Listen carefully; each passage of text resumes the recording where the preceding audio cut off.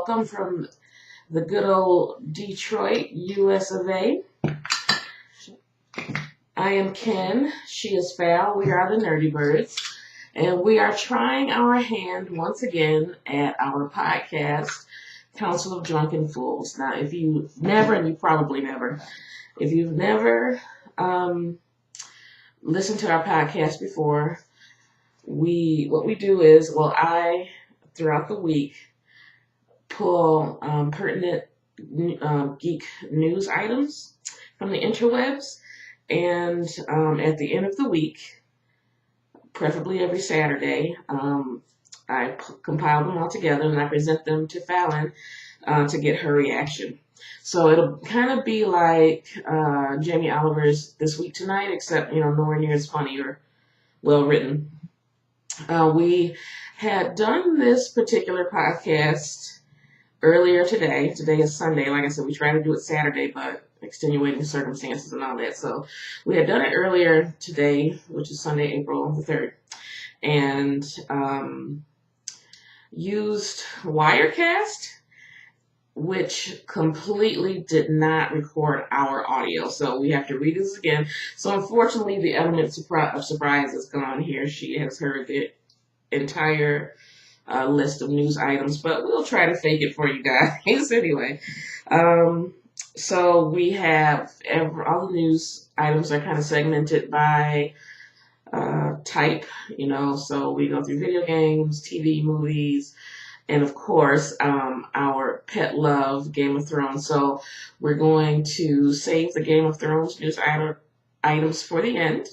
And then we have a new segment that we didn't do before called Tinfoil, what name? Who gets the tinfoil crown? Okay, who gets the tinfoil crown?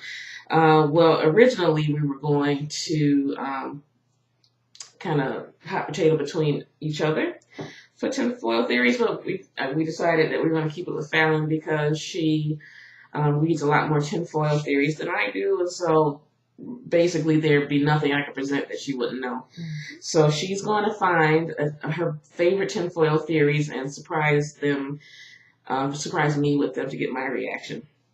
So the podcast is called The Council of Drunken Fools because the premise is that, while we're going through these news items, we'll be drunk. So today is Sunday, tomorrow's a school night.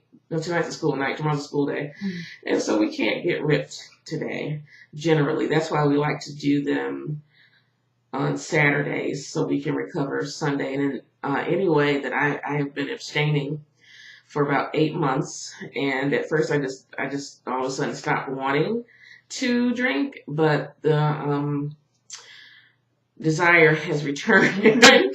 But we were so close to the premiere of season 6 of Game of Thrones, I decided, that'll be actually 9 months to the day. So I'm going to birth my sobriety baby by getting ripped for that weekend. The way to celebrate sobriety. It's hardcore drunken. That's how we do it here. So, goddamn steps for this girl. So, I'm going to, I don't know if you guys follow us on Tumblr or Twitter, but not Twitter or Twitter. Instagram. I'm at Tumblr, Instagram. Then you may have seen the awesome birthday gift that my sister gave me for my birthday. That was a few days ago, which was a genuine ox drinking horn that was engraved with the Iron Throne and one of Tyrion Lannister's best uttered phrases about a book needing a wet a mind. Because I feel like I can be lit regardless. Like I don't really need the alcohol. Yes, I do. But okay, mind needing books like a sword needs a whetstone. So I am going to inaugurate that drinking horn, the podcast we do April 23rd. So I'm sure that's going to be great. I'm planning. I know Armageddon Brewery have released new brews for Game of Thrones, so I have to go track some of those down. I'm gonna kind of hoard them until Were the you 23rd. ever able to find them when they came out before? You know what? I did track it down. I did, just calling, but I had lost interest between the time that I called and the actual weekends. So I never got them, but I have an idea where to go find them. So this time I'll get it because I just don't see drinking anything other than beer. Well, I mean, I'm going to put liquor in it, but for the inaugural, cruise, I'm going to put beer in it. Awesome if you can find some mead. Yeah, well, I mean, we could always go to Dragon's Mead, but the thing is, let me tell y'all about mead.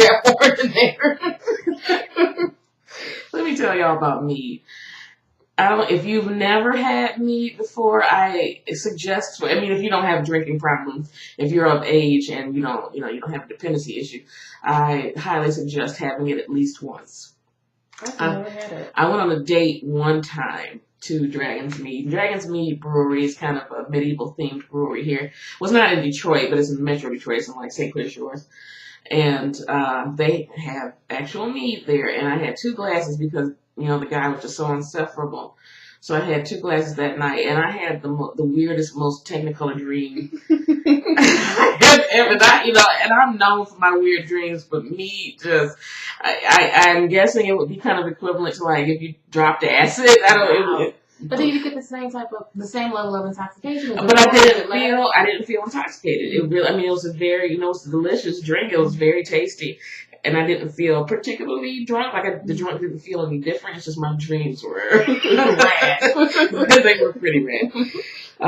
Okay, so with that said, we're not drunk this time, but I think it'll make things interesting. Boring. Okay, we'll be boring. But I guarantee you should really hang around for the April 23rd one because I am going to be on it. Because let me tell you, the last time I've gone 9 months without drinking was when I was pregnant with my youngest son. And at that point, I couldn't even take a Tylenol without getting lit. So I can only imagine how things are going to be. I have to have plenty of Tylenol in hand for the headaches, and hopefully I won't vomit. Some water. So on to the news. First up is video games, and I'm sorry I have to read from you guys can't see. I have my cell phone here because we can't afford teleprompters or anything else. All right, to start with, Nirdy Games. They're coming out with Quantum Break, I guess, in a few days, a couple weeks. I know it's April. I just don't remember the release date. Anyway, if you pre-ordered the game, you may have been looking forward to having Alan Wake American Nightmare bundled with it. Well, too bad, so sad. They have to switch out American Nightmare with Cameo, what's the name of it? Cameo Elements of Power due to the PEGI age rating system. The age ratings don't match. Quantum Break is PEGI 16. And Alan Wake American Nightmare was PEGI 18. So if you're wondering why that's a big deal, well, just picture it like this. You have a kid brother who's 16 who's really into Back to the Future, and Amazon just so happens to have a bundle deal. So you order the Back to the Future DVD for your kid brother, and you get there, and it's bundled with Porky's. So they had to sub American Nightmare with Cameo Element of Power, so that the ratings, game ratings matched. I'm kind of curious though. I got this news from is it Digital Spy? I got it from Digital Spy, and they only cited the PEGI age system. So I'm wondering if this is only happening in the UK. Because the PEGI is the UK's ratings board. Ours here in the States is the ESRB, and the article never mentioned the ESRB. So I don't know if this is just a European thing or if it's across the board. Is Digital Spy a European publication? I don't know. I don't recall it saying. It's great journalism. I admire you so much. I am so thorough. I don't recall seeing like a .uk behind. So I'm presuming it's American, but I don't know. It could be. But regardless, you can go into the store and take your ID, take your photo ID, of course, be of age. And if you want to get it for yourself, or if you're, a parent or an older sibling who's, it's okay for your 16-year-old kid, brother or sister to play American Nightmare, which, I don't recall it being too raunchy. Like, there might have been some mild sexual thing, it was very mild. You can go into the store and still get it, so long as you have your photo ID, you're of age, you can still get American Nightmare. And it's worth noting that both Alan Wake American Nightmare and Cameo Elements of Power are both backwards compatible for the Xbox, so have fun. I like that Mortal Kombat X.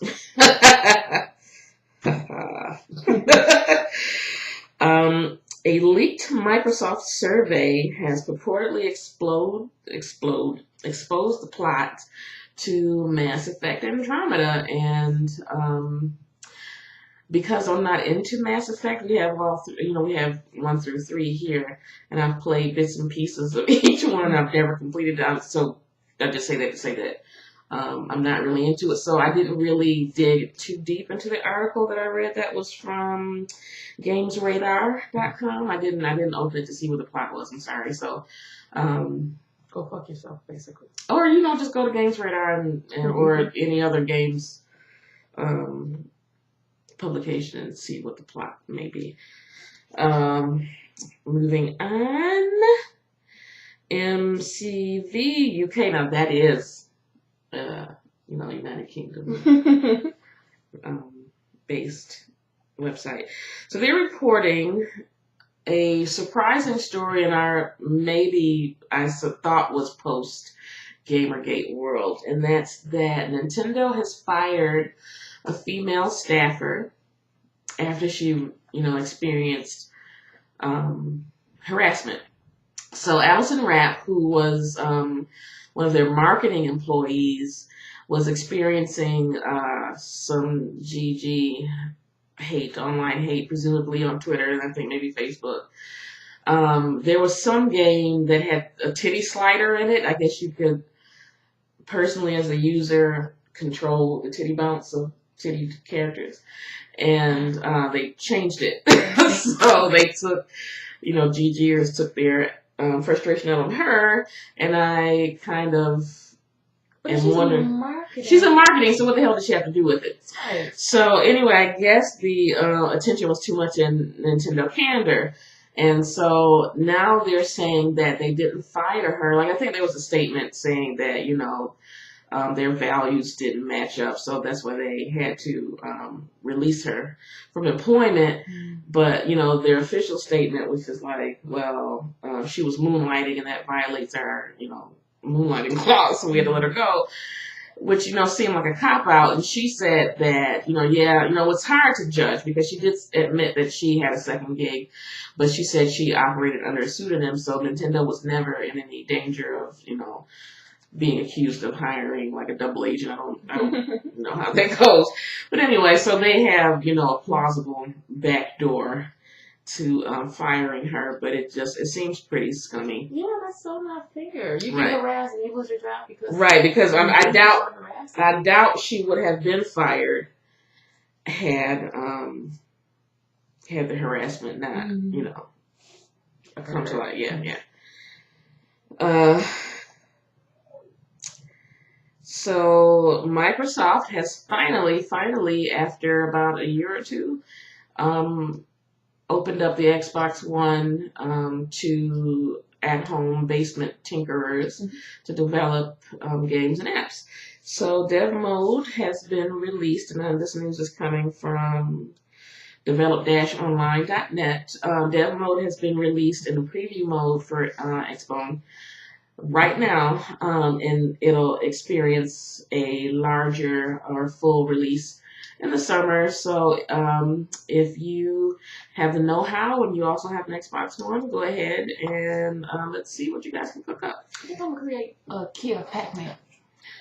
Because we've had Mr. Pac-Man, we've had Mrs. Pac-Man, but we haven't had Son of Pac-Man. How do you think they do it? I don't know. So you're going to propose Son of Pac-Man, but you don't know how. I have no idea.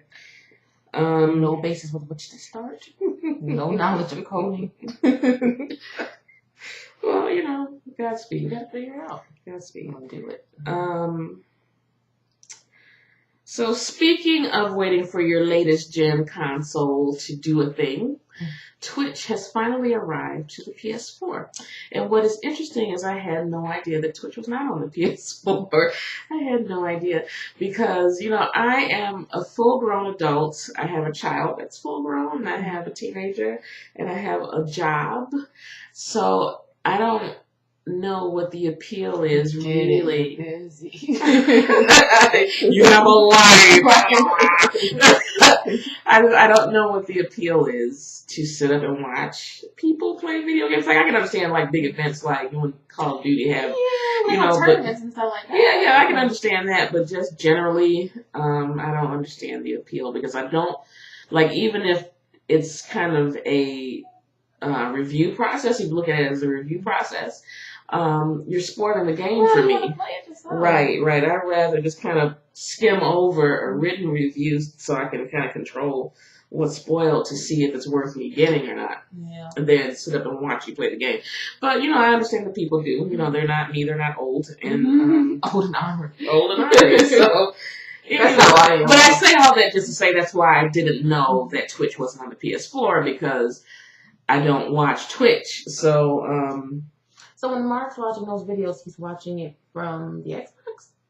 Yeah, because, you know, what he usually goes through, I don't think he goes through Twitch. Because I think that's live streaming of playthroughs. He goes to see, like, you know, the already edited playthroughs, and that's on YouTube. Okay. When you see him. Those videos annoy me to no end. The yelling and the cursing. Well, and I don't know why, you know, it's because we're old and honored. Old and honored. I personally don't want to be yelled at all, you know, through this video. I know. But we're looking at money. Yeah, can't hate, won't knock the hustle whatsoever. So, I'm just jealous because I can make money playing video. Because I can't even, like, I would be just as dry as we are now. Like, I wouldn't. But shut up, I'm doing it. Right. I wouldn't know how to punch it up, you know, by yelling curse words. I mean, I would cuss, we cuss, you know, but not yelling. Like, I can't do both. Right. Annie. Charisma. Yeah, I'm like negative charisma. So IGN tells us that a BioShock collection has been spotted on some sort of ESRB listing. I don't know what the purpose of the listing is, but I guess it was news because 2K has kind of been mum about, you know, any collection. So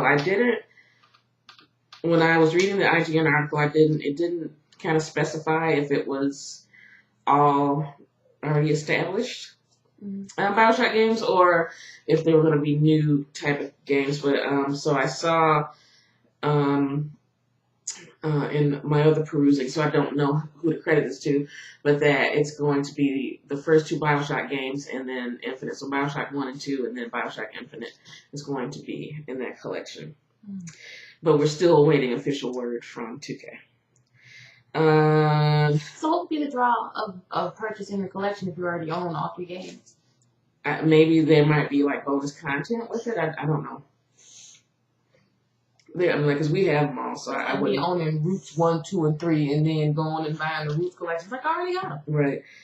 But like, what if they included like the whip to make Kunta call himself Toby? Like, that might be worth it. Yeah, it might be worth it. It might be worth it. It's a bonus. Yeah.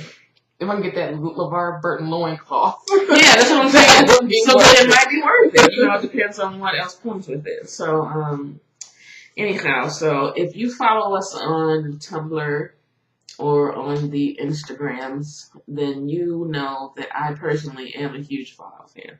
And they certainly know it around here.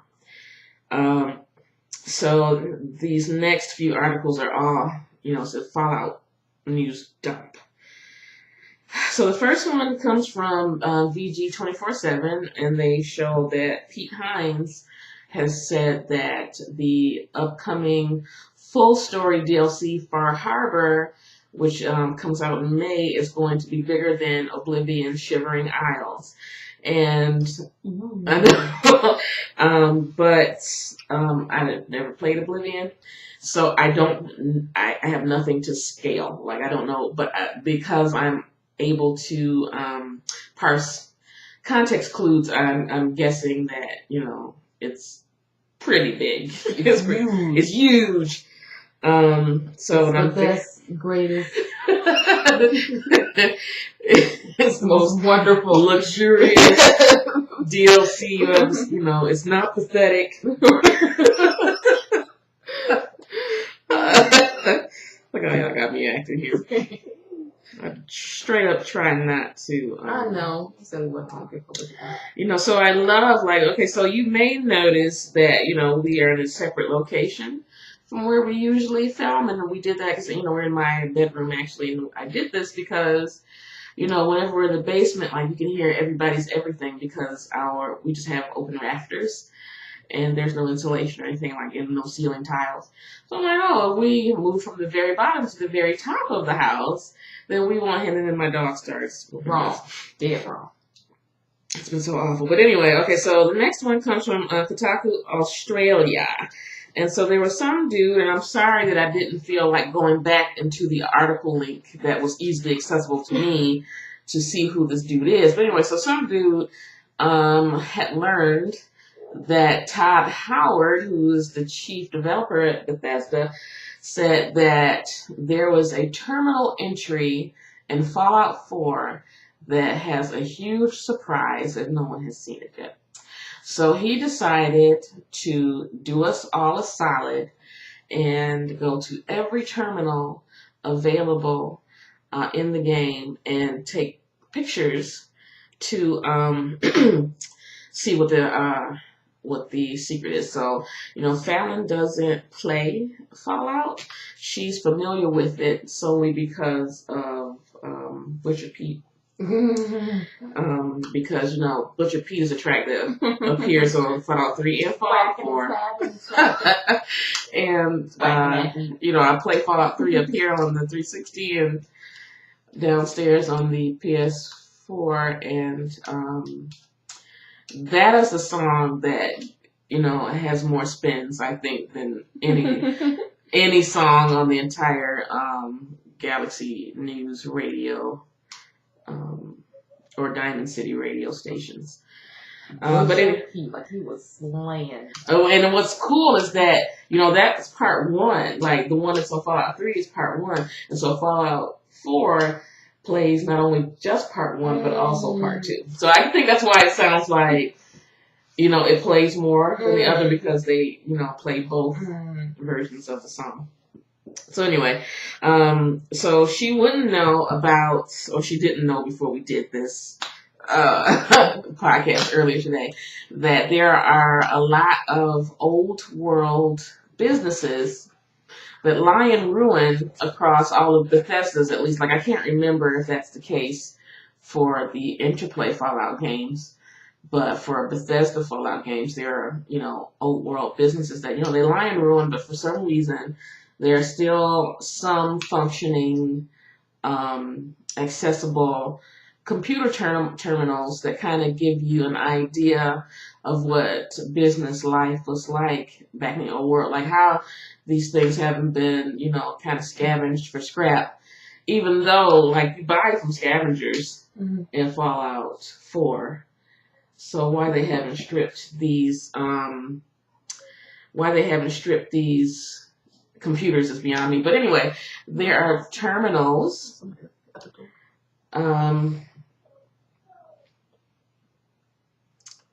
There are terminals in the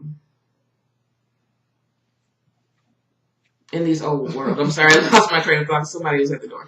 So there were terminals of these old world businesses that kind of give you a glimpse of what business life was like back in the day for them, but it'll be in the future for us. And when you read through them, you could see that business life was shitty. It was as shitty in our today as it was in this fictional future, and in the players' past.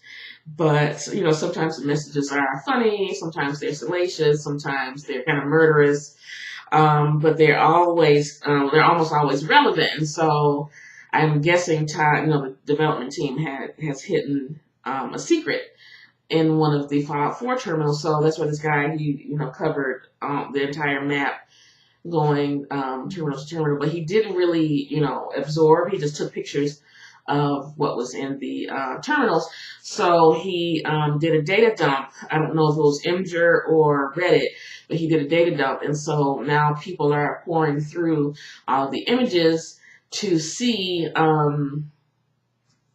what is supposed to be seen. So as of me grabbing that link, no one knew yet. I don't recall seeing anything yesterday either, so I guess it's just a matter of time before the secret is exposed. So I'm going to step away. I don't know, for a second. I'm sorry for being unprofessional, but we have to see what's going on.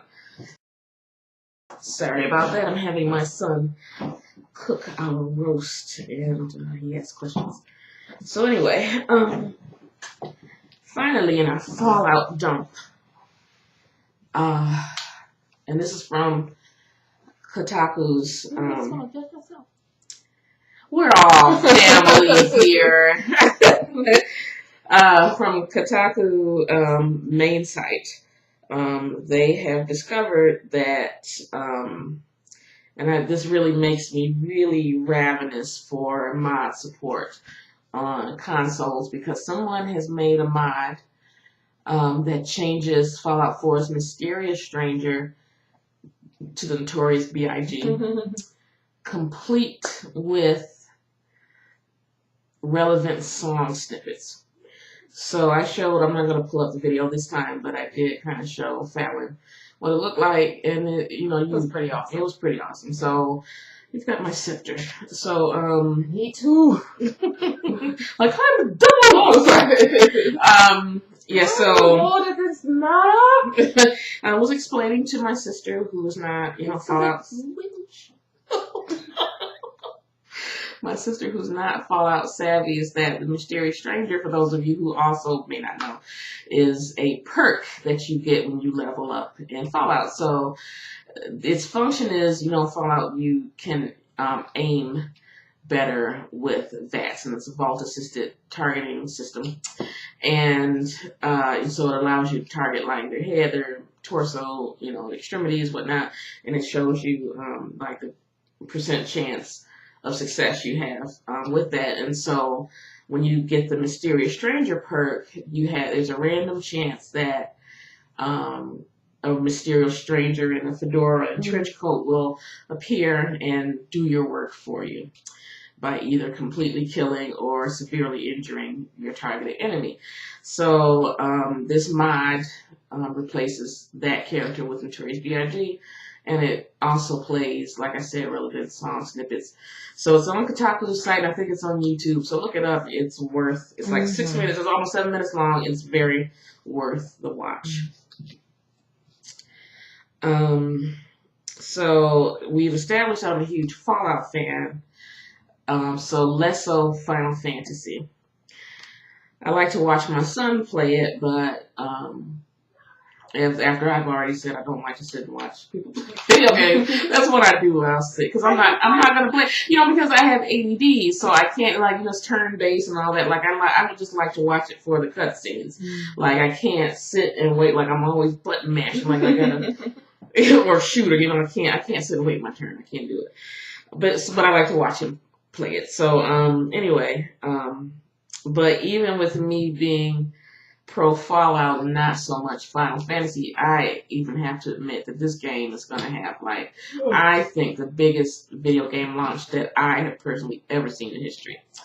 So here is, and the thing is, I was, saying in our first attempt at this podcast is that the fans of Final Fantasy have had, a years long wait for this video game, and not as long as, you know, the 7 or 8 years those of us who play Fallout 3. And I don't, you know, I think it's more like 5 years if you count New Vegas, but whatever. Between Fallout 3 and Fallout 4, I think it was like 8 years. And so it's not as long as I think like the 4 or 5 years for Final Fantasy. And if I'm saying that wrong, please let me know. But I personally feel that Final Fantasy fans' wait was, it hurt more because, you know, we were lied to directly saying that, you know, Fallout 4 was not in development. You know, Pete Hines said something like, expect it never, and even then that's too soon. Knowing that they had started development on it immediately after they finished Fallout 3. So we weren't led, you know, we were told to check our expectations, but with Final Fantasy 15, there was, you know, teasers. There were, I think, cutscenes. I don't know if there was gameplay, but there was definitely, you know, some graphics and some video for it. And so they were led, you know, the players were led to believe that they were getting this property. And I think, I may be misremembering, but I think that they changed it from, it was just going to be just like a regular turn-based RPG, and then they were like, well, we're going to make it an MMORPG. And I don't know if that was particularly well received, but that kind of fell apart, and then it like completely fell apart even after that. So you know, to know that you were going to be getting something and to have it, you know, kind of just like when you know, you've been thinking about that Snickers all day, like and you get out the wrapper. That Xbox, I mean that Mortal Kombat X. I think you really should get over it. Yes, expecting to be able to play it on a 360 and then finding out a year after it was supposed to come out that it's not going to be available for the 360. It's exactly like that type of pain. So, you know, I kind of give them, you know, I think they deserve every joy about everything that's connected with this game, including from Polygon. They released a free playable demo on the Xbox One and PS4. But it's worth noting that the demo content is not going to appear in game. It's just for you to get a kind of a feel for the game, but you won't. It's not like you're going to be revisiting, you know, what's in the demo. IGN also has reported that there was released also a 5-part anime. So it's 5 parts of 6 total. So they released all 5, and the 6th is going to be available with the Ultimate Collection version of the game. So apparently that's supposed to be exclusive, but we know that, you know, somebody's going to, you know, leak it. They're going to leak it for all the sundries, so you don't have to worry about, you know, not wanting to spend the money for the Ultimate Collection just to see it. A pinball mini game that the video game characters play in game will also be available for real humans to play on their mobile devices. There's going to be a mini game for the iOS, so iPhones, iPad, I guess, and Android devices. And Fallon was excited to learn that the full film, I don't know if it's a full feature, but it's feature film, the feature CG film Kingsglaive, that is associated with the game. Well, the game is getting, I'm sorry, I'm getting kind of sleepy because I'm old, it's almost 8 o'clock. Kingsglaive is the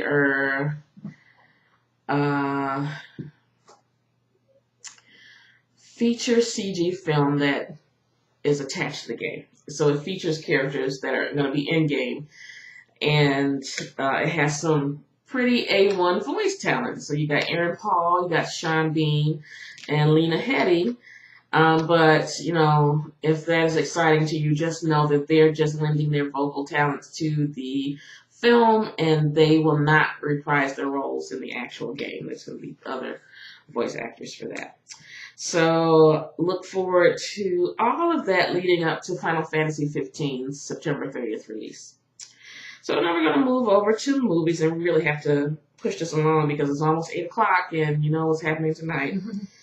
So April Fool's Day turns 30 this year, and it's always a shock to the system when you realize that a movie that you remember seeing in its initial release has a multi-decade anniversary. But anyway, there is a cast reflection on dailydead.com, so if you want to check that out, there it is. And speaking of 80s horror films, Killer Clowns from Outer Space is getting its own cable miniseries, so I can't wait to see how that's ruined. Is it going to be on sci-fi? You said cable. Yeah, so I don't know if it's like... Well, I don't know if it's like premium or not. I can't remember if they said... Like, maybe TNT. I don't know. Oh. It's going to be ruined wherever. So since we're stomping on my childhood, news from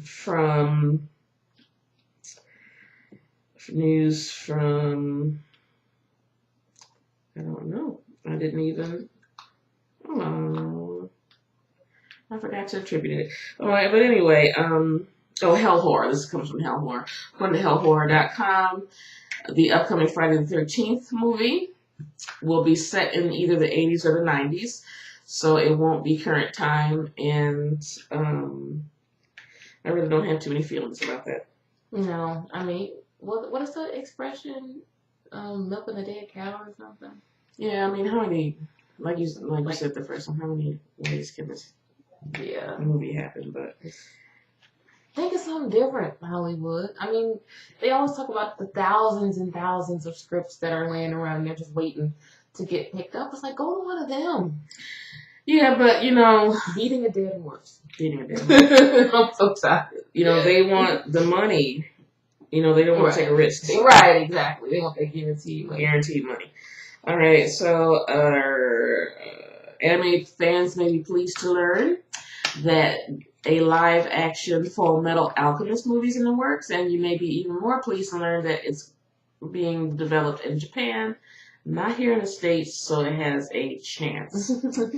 And that comes from comicbookresources.com. I have to fix my scepter here.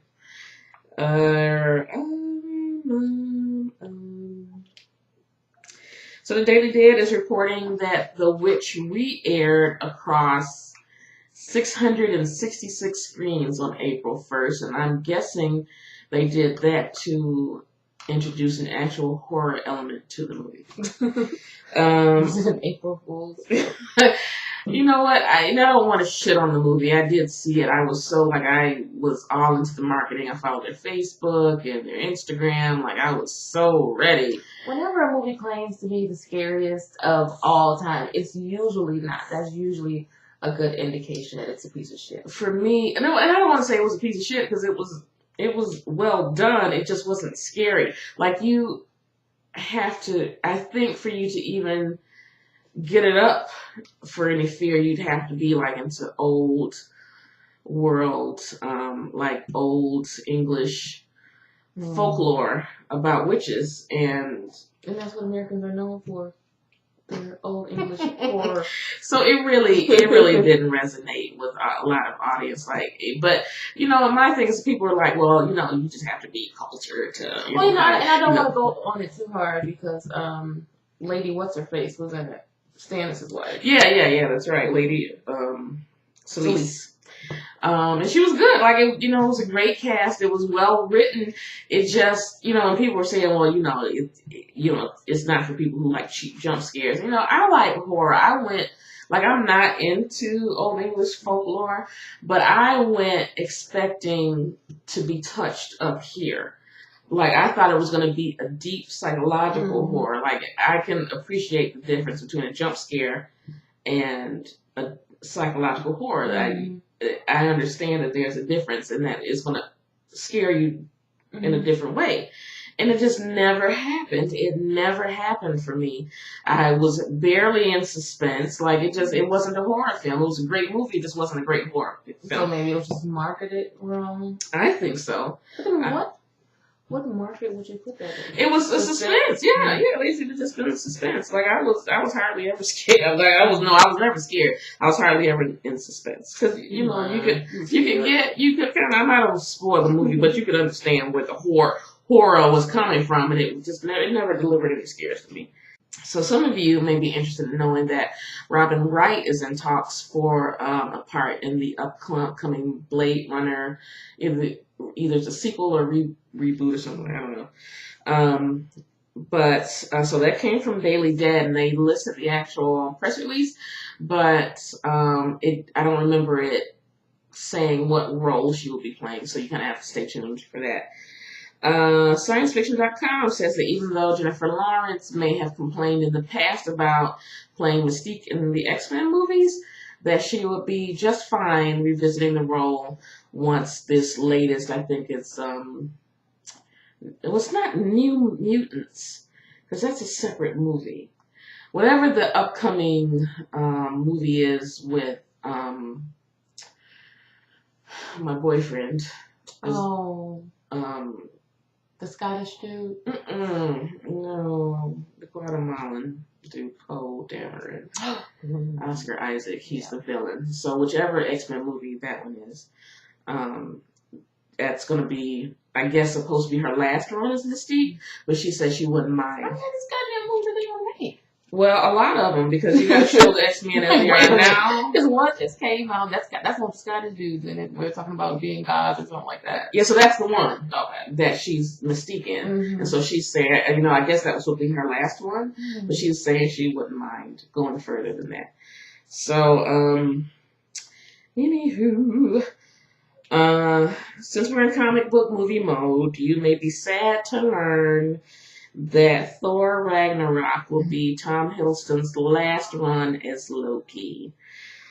He's going to be turning in his black wig. And so that sound you just heard is the sound of a million Tumblr fangirl hearts breaking. So did the article mention if they were going to replace him with a different actor or just no longer use that character? Probably replace him. I don't remember if it said specifically, but I think probably replace him. He's retiring from it. I don't think they're retiring the character. So, and that's also from ScienceFiction.com, FYI.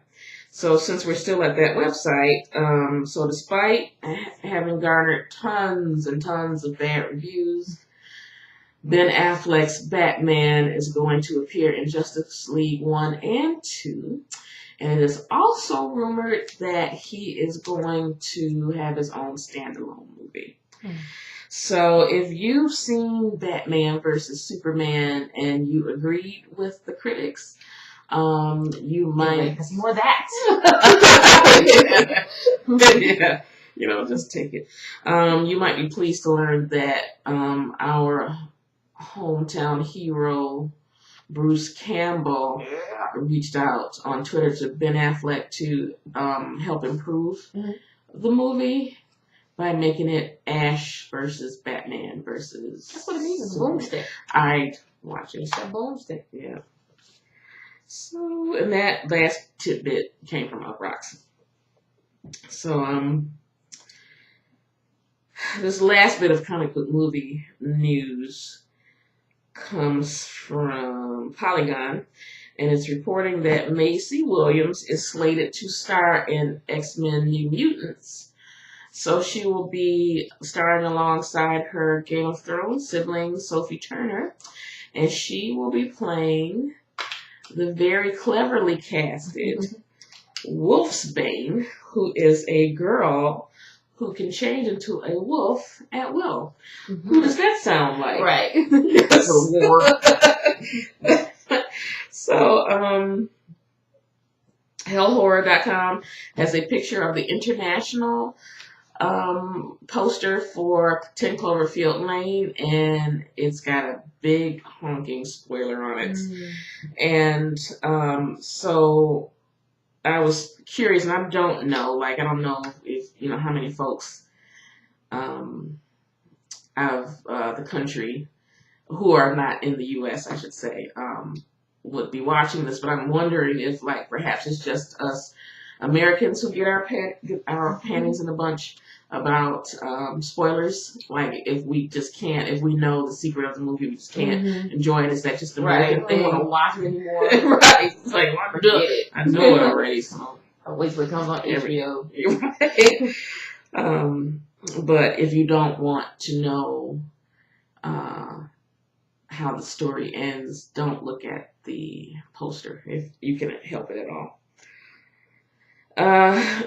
So I asked my sister earlier if she would eat at the gas station that was featured in Texas Chainsaw Massacre. She was a resounding no. So some dude down there has bought that gas station. He's going to turn it into a horror themed barbecue restaurant. So I'm going to actually caution, young women to stay away from that restaurant as well, because it's going to be a lot of goddamn creeps there. Yeah, a whole bunch of creeps. Yeah, that restaurant is not really going to attract the clientele of a safe establishment. Unless you're into it. Right. Or unless you're into it. You might find the love of your life. life. Do it to it. But if you're not looking to get felt up and possibly cut. And it hung up on meat hooks. Don't forget about the meat hooks. Chased around with a guy wearing a face for a mask. Right. Face mask, a face mask. Face mask. With a chainsaw. He was the first faceless man. He was. He was just doing it wrong. Like you don't understand how the whole thing is supposed to be emphasized. Good effort. Like, put the chainsaw down. It's constructive criticism. And so I also delivered to her earlier some news that would make her cry, and that Warner Brothers, and this is, who's telling us this? Hell Horror is telling us that Warner Brothers is adapting Stephen King's Dr. Sleep, which is the sequel to The Shining, into a feature film. So we know that, there's going to be one of two outcomes here. Is this A is going to be stuck in development hell forever and forever, or B is going to be released on some donkey balls. Right. It's going to be donkey balls. Second coming up needless things. Right, because something stupid like that. Yeah. And Dr. Sleep is such a beautiful story. I mean, that ending tore me up. And I that's was like, and that's I was crying. Oh, that's good to know, because that's one I haven't read yet. Yeah. Is in this year's house. A good read. Okay. Yeah, so maybe I should wait till the movie comes out before I read it, because you know how that goes. Even if they did it well, it still wouldn't, be the movie. Right. Be the book, I mean. It would be the book. Making good time. It's 8:10. Where was I? All right, so now we're moving on to television. So SheKnows.com has compiled a list of Twitter theories about what's going on with Maggie from The Walking Dead. So what's going on with her baby. And so my sister doesn't watch The Walking Dead. So she didn't know until earlier today that Maggie is pregnant with her husband Glenn's baby. She's newly pregnant. If you watch spoilers,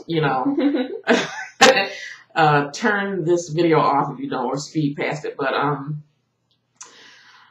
she's pregnant with her husband Glenn's baby, and when they went to the hilltop, there was turns out they helped save some people, and it turned out one of them was an obstetrician from the hilltop. So they went back with him, and he had some ultrasound equipment, and the baby was just a little bitty jelly bean, so she's not very far along.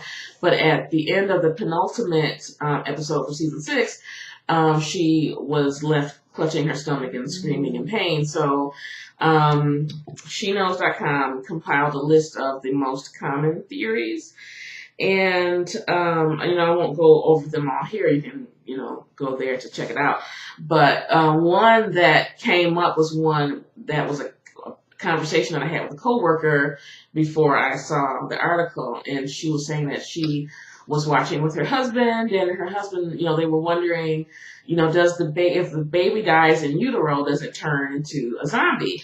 And so I was telling her that kind of happened in the remake of Dawn of the Dead, where the lady she was ready to pop already anyway. She was near full term, and she, got bit, turned into a zombie, and went into labor, so they had to chain her to a gurney they found somewhere in the mall, and delivered the baby, and the baby turned out to be a zombie. So, people were saying maybe the baby is eating her from the inside out, but it's like, if we use the Dawn of the Dead example of that, or any real world example, like a baby, like we're born with our teeth, I guess, but they don't descend. And especially, you deliver a newborn, they are all gums. So even if, it was the case of the lady, like from Dawn of the Dead, that baby would not have been able to, it may have been able to claw. So small. Yeah, it may have been able to claw at her, but it couldn't have eaten her. But, certainly not Maggie's baby, even if, she, the baby died in utero and she hadn't passed it and it turned into a zombie. It was too small to really have a real effect. So I'm not certain exactly what's happening, but we'll certainly know in about 45 minutes. So speaking of finding out tonight, you have about 45 minutes to get good and drunk for The Walking Dead's finale. And I'm saying this because Entertainment Weekly online said that Norman Reedus, who plays Daryl on the show, said he was speechless when he saw the finished product of the show. And I can't remember where I saw this. Maybe it was the same article, maybe it was something different that, said Andrew Lincoln, he like threw a script when he read it. So it's going to be impactful. But I saw somewhere a couple weeks ago, and it was just, it was before we decided to do this again, so I wasn't collecting links. I don't remember where I saw it, but somebody said that they heard, somebody's sister, uncle, cousin, friend heard that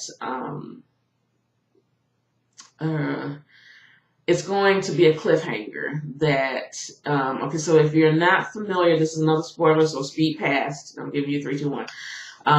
The new villain is named Negan.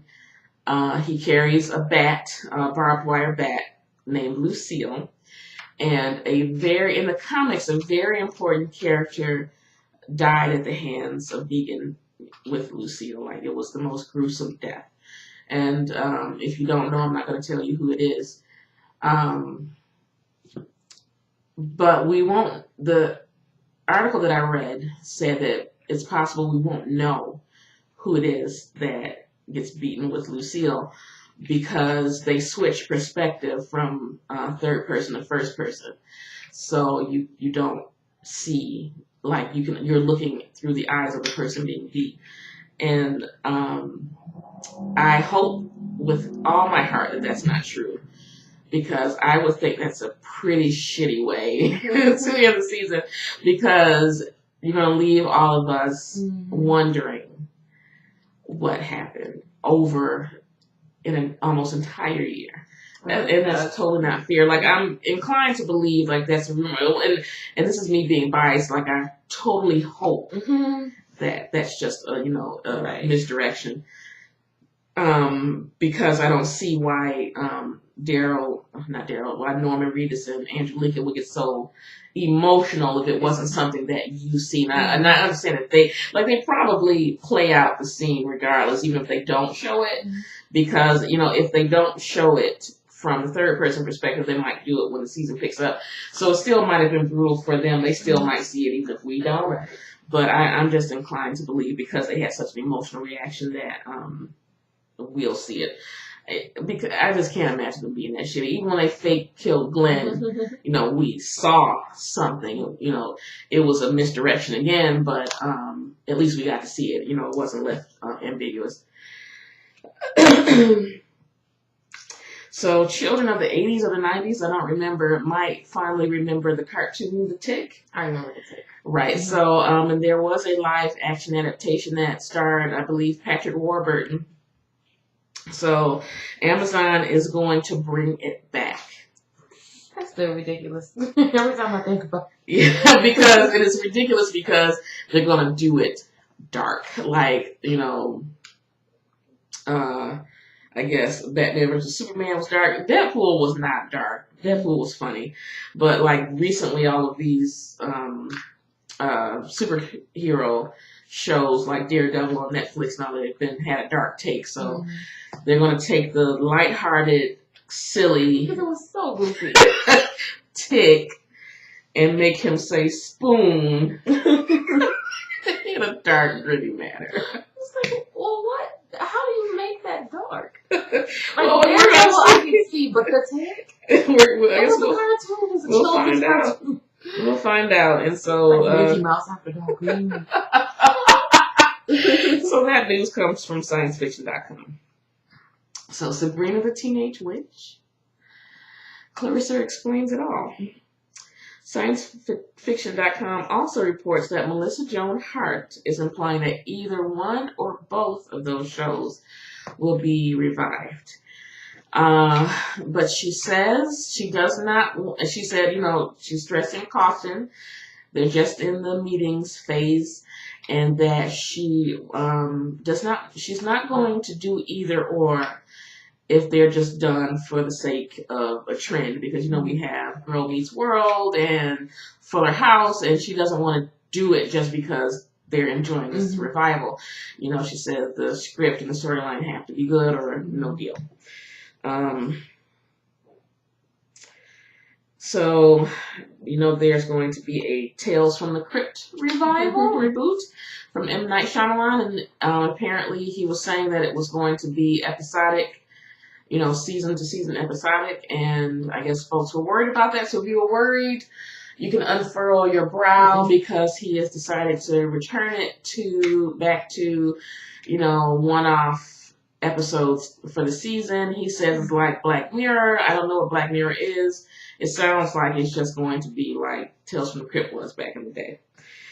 And that comes from MovieWeb.com. So now we're making good time. So we are in the odds and ends section. And so Mike.com says that a casting call from the hit Broadway play Hamilton has a lot of white Broadway actors in a tizzy.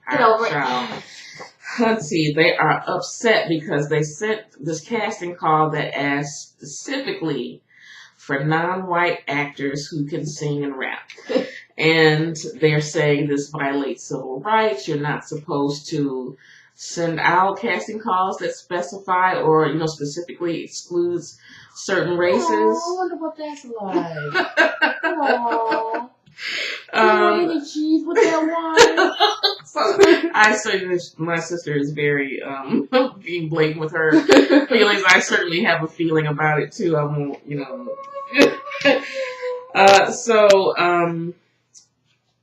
Mike went to the Commission of Human Rights because the producer says they don't feel like it's discriminatory. So Mike.com went to the Commission of Human Rights, and they said they've yet to receive any complaints. So nope, not one. It's big spread. Right? So we'll have to see how it plays out. Keith Powell, who you guys may know played Twofer, one of the TGS writers on 30 Rock. He followed us on Twitter. I was very pleased to see. So when I followed back, I got one of the auto responses that says, hey, I've got this web series going on, check it out. And so I did, and it, please go check it out. It's called Keith Broke His Leg. I have to make sure, Keith broke it. I don't know what's breaks or broke. It's called Keith Broke His Leg, and it's at getbroken.com. And there's a series of 10-minute minisodes. And so they're kind of slice of life snippets about how he's coping with, daily frustrations while having his leg broken. And I don't want to spoil everything, and I got about 3 episodes in before I had to stop and start writing for this podcast. But my favorite episode was, he stars in it with his wife, Jill Knox.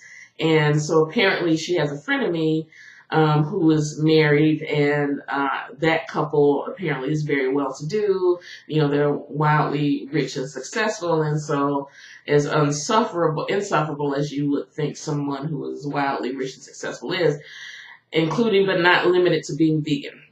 So Keith, kind of worries about, they're coming to dinner, they kind of invite themselves to dinner. He's like, well, what the hell am I, because he's the cook, so he's like, what am I supposed to make? And she's like, well, just make the soup they like. So he's got one of those fancy, do-it-all blenders that you, process the soup and cook it all in one. And so he puts all the ingredients in there, and it doesn't work. He's pressing the button, doesn't work, so he taps it, and he's pressing the button some more, and nothing works. So for some inexplicable reason, he sticks his finger in the blender without taking the pitcher off of the base. And so whatever he does, I guess maybe the stuff was jamming the blades. So the blades start whirring, he cuts his finger. So, he goes to the bathroom, he, wraps it up, puts it in the splint, goes about his business, finishes the suit. They all sit down, and his wife and the vegan wife immediately get into this domestic goddess pissing match, and are constantly trying to one-up each other.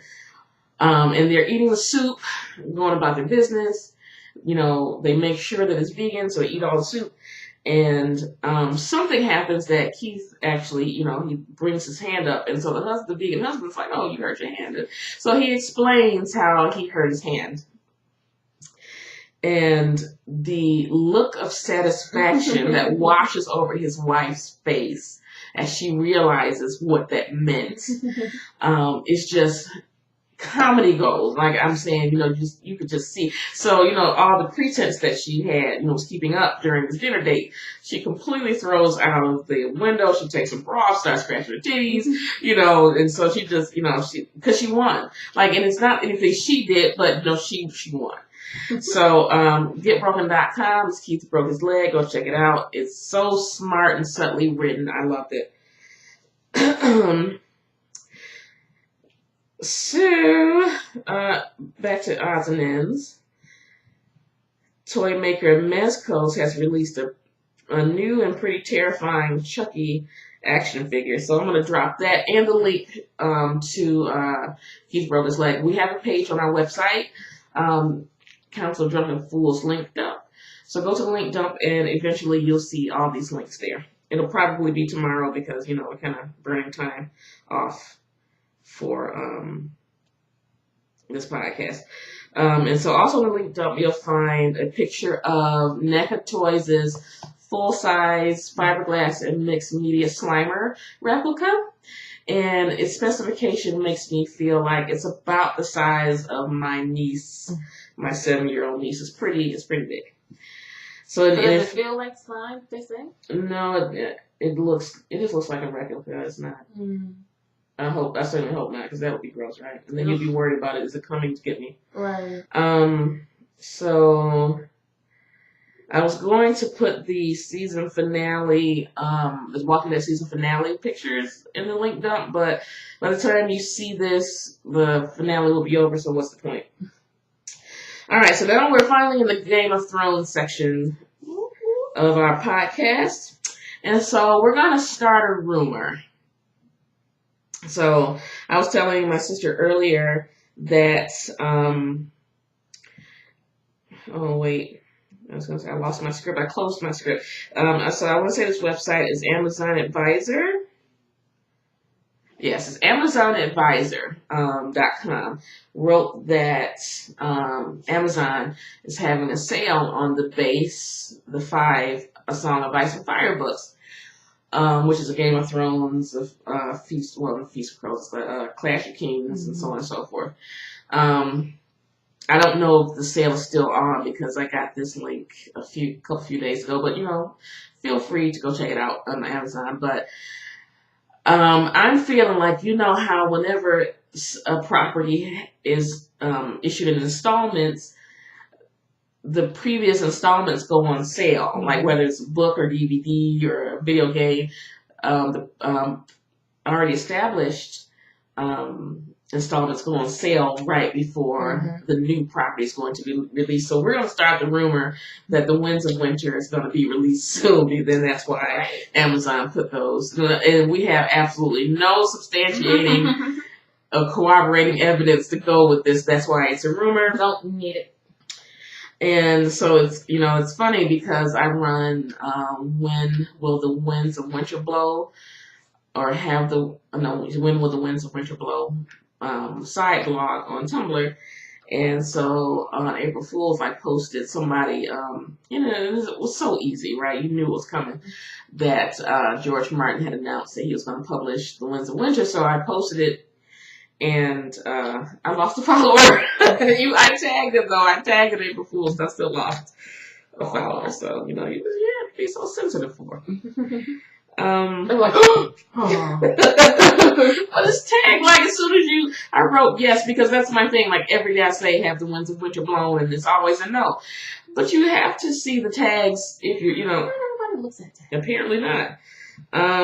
So International Business Times is a news source that I ever hate to use. Like the National Enquirer is a news source. Because they're violent clickbaiters. Hardly anything is really valid. But because I saw this news elsewhere, I know that it's true. It just so happened that I landed on this article before I realized where I was. So anyway, apparently the set for Castle Black was going to be damaged in a rock slide during filming. It just so happened that I guess the crew could hear some shifts in the rock, and then there was a rainstorm. And, that is crazy. They could really hear it then, so they decided to pack it up, and it was, not a moment too soon because had they not, then production would have been delayed several weeks. So now we can all understand why there are only 10 episodes of Game of Thrones a season. The Telegraph UK is reporting that it costs around $10 million per episode to film. Crazy. That is nuts. So that's about $100 million a season. You would figure, they probably make it all back as merchandising and licensing. Oh, yeah. Because if they didn't, they wouldn't be putting that much money. Right. And if you've seen my T-shirt collection alone, I think kind of contributes to it. But that's still an astronomical figure. So we also discussed what would make us rage quit the show. And, we discussed how, like me personally, I feel like I should have rage quit first after they raped Sansa. And but I went back, and then they burned Shireen, and I still kept going back. If not Sansa, then definitely when they burned Shireen. But I went back because I'm just so emotionally invested. I get that fixed. Or just I have to see it through to the end, right? So Universe.com posits these 3 things, if they occur in this upcoming season, will make fans rage quit. The first one being if either Tyrion or Arya die. The second one is another accidental rape. And the third is if Jon Snow is resurrected only to be killed again. And I kind of agree with that because we all know he is the prince that was promised. And here's us a Song of Ice and Fire. So even though it wasn't canon, Fallon, I think you and I can both agree that Hard Home was like an amazing it was episode. Awesome. Yeah. So I can tell you guys that per winteriscoming.net, Liam Cunningham says that there is at least one episode in the upcoming season that is even better than Hard Home. So I'm guessing that it's either the Battle of the Bastards or when they battle the others, in which both living, breathing Jon Snow.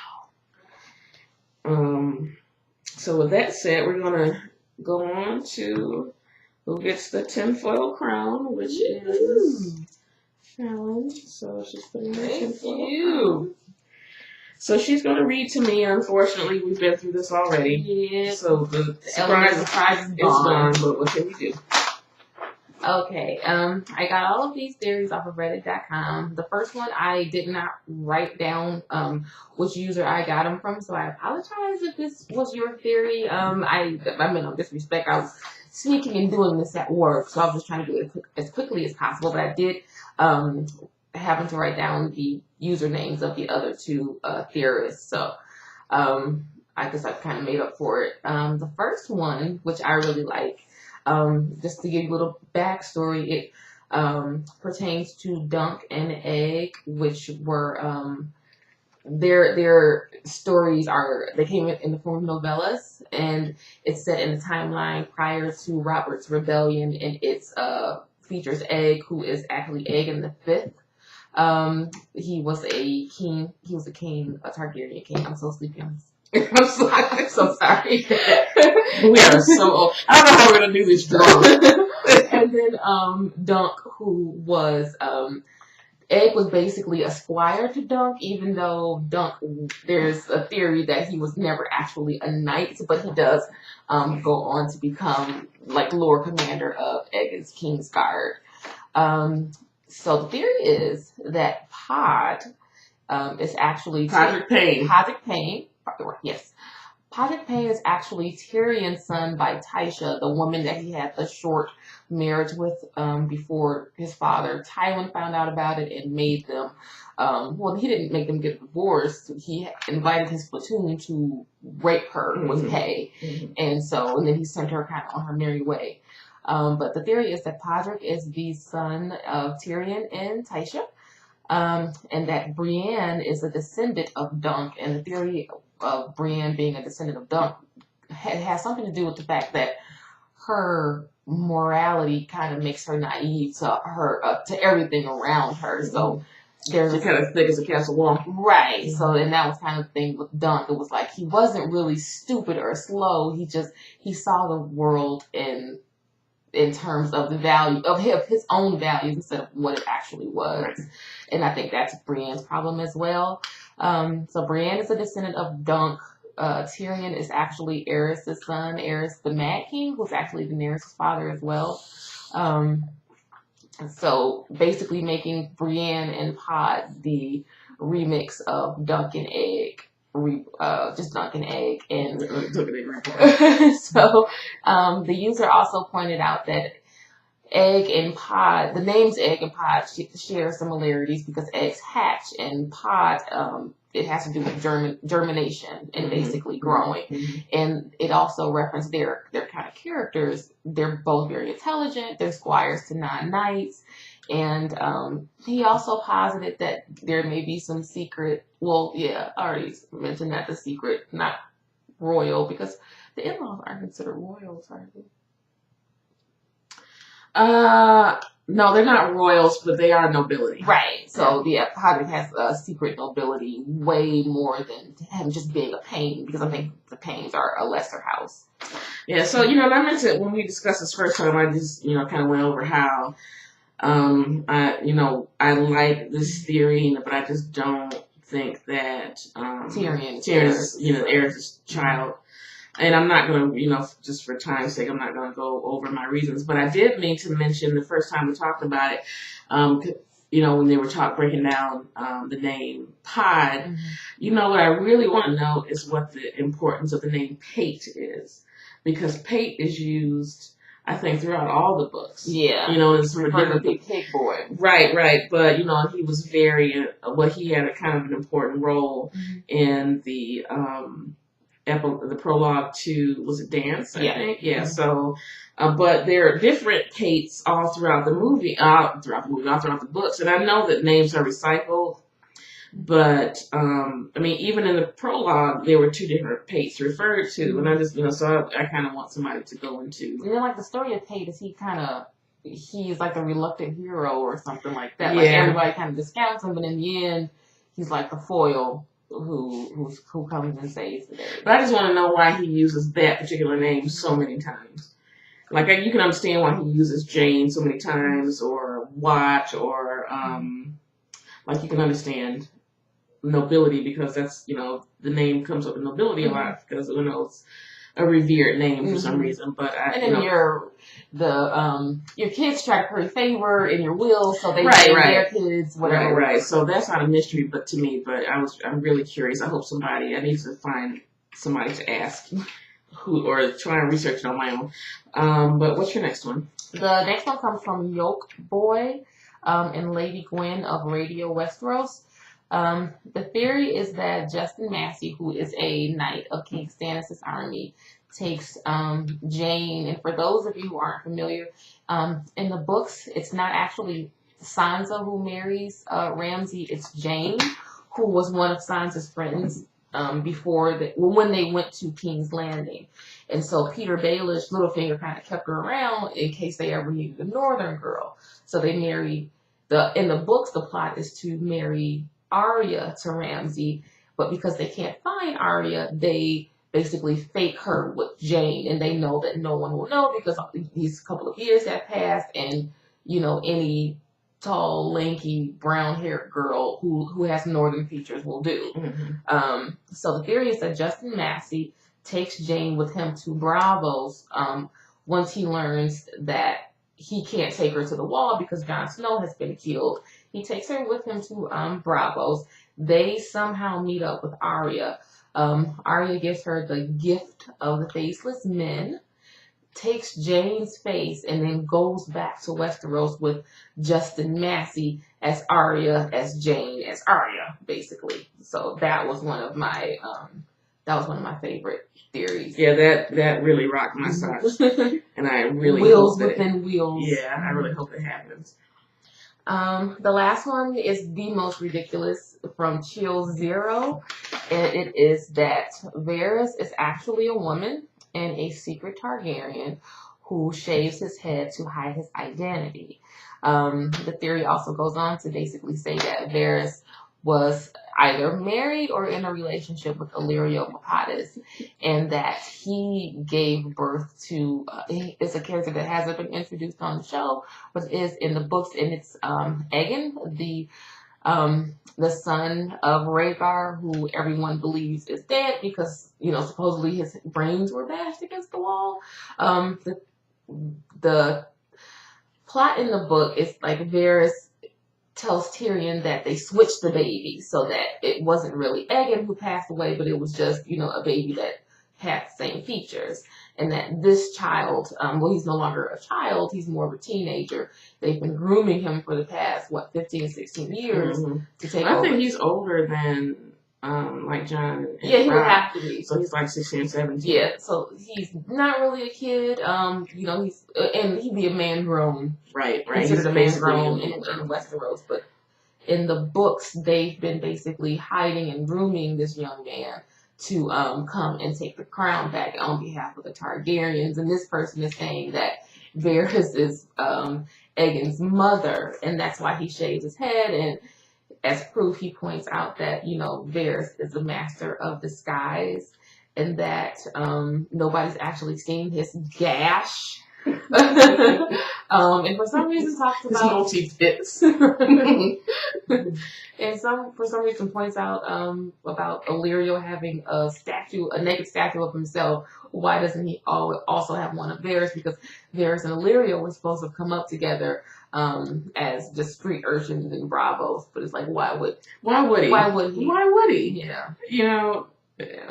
But the reason why I don't think that this, first of all, the theory is ridiculous, and second of all, Illyrio was in love with a woman who had, silver gold hair and could be described as having a Targaryen features, but he keeps her hands in a box. Right, and we all know that. Because she had beautiful hands. Right, we know that Varys has 2 working hands, yeah. So I'm going to go ahead and just, shoot that theory right out of the sky. And I think that person should get the tinfoil crown because that is the most ridiculous. Yeah. Like the other 2, they're plausible, but that is, like I can see it possibly being, like, Varys possibly being a secret Targaryen, but none of all that. He's a man, baby. Yeah, so I think he should Chill Zero. I think Chill Zero gets the tinfoil crown that we got. Or she, yeah. Chill Zero could be a shit. Yeah, because that's. Wow. Yeah, but those are my theories that I found this week that were the most interesting to me. Yeah, so I look forward to seeing them some more next week. And with that, this concludes this episode of Council of Drunken Fools. We look forward to not having as many technical difficulties next Saturday. So with the hope of uploading the video on Sunday in the daytime. So thanks for watching. We'd appreciate if you'd spread the word of our podcast. We're really trying to do something fun here. And, you can always interact. I think next week maybe I'll have my Twitter app open if you guys want to talk that way. I really hate that we can't do the live broadcast. Like, we're gonna have to save up and get an actual legit camera. You know, because I have Nikon DSLRs, but for whatever reason, they won't operate in live view when connected to a computer via USB. So I need to find another camera that can do that, because, you know, they have live chat option on YouTube, and I really would like to do that. So, but in the meantime, you know, please spread the word about the podcast. Feel free to interact. If you have any suggestions, we'd love to hear them. If you have any interest that you'd like us to discuss, please let us know that as well. If you're an independent artist, or, you know, movie maker, or like Mr. Powell has his web series, your comic, you know, illustrator, anything like that, you know, let us know. We'd love to put on for our indies. So you got something going on, let us know, and it'll be featured. With that said, thanks again, and we'll see you next time.